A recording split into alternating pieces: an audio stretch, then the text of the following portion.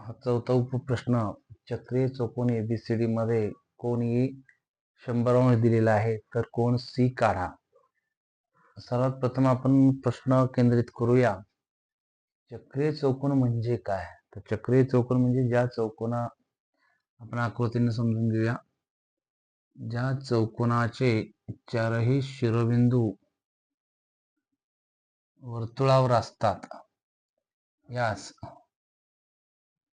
चक्रीय चौकोन म्हणतात. म्हणजे थोडक्यात आपण या ठिकाणी ए बी सी डी हा चक्रीय चौकोन आहे. या ठिकाणी आकृती काढणं आवश्यक नाही, पण समजण्यासाठी आपण काढलेली आहे. एबीसीडी हा चक्रीय चौकोन आहे. यामध्ये एक कोन दिलेला आपल्याला 100 अंशाचा. एक कोन 100 अंश. यामध्ये तर कोन सी आपण काढूया.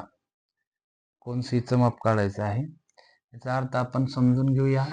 कोन ए आणि सी तर हे समोरासमोरील कोन आहेत आणि चक्रीय चौकोनामध्ये समोरासमोरील कोन हे पूरक कोन असतात. म्हणजेच आपण उत्तर काय असेल, त्यांची बेरीज 180 असते. म्हणून कोन ए अधिक कोन सी बरोबर 180 अंश.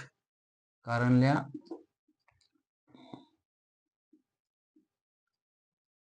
चक्रीय चौकोनाचे समुख कोन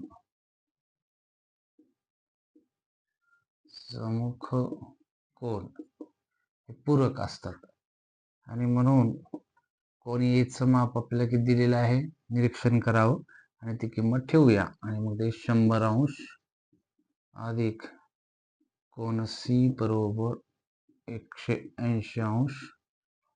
म्हणून कोन सी चं माप बरोबर आहे 180 अंश आणि हे 100 हे धन आहेत. त्याची व्यस्त काय होईल, ऋण होईल. म्हणजेच या ठिकाणी म्हणून कोन सी बरोबर 180 मधून 100 गेले 80 अंश. तर या पद्धतीनेच उत्तर आहे. आपण जर आकृती निरीक्षण केला तर आपल्याला प्रश्न सांगतो उत्तरापर्यंत पोहोचवत असतो.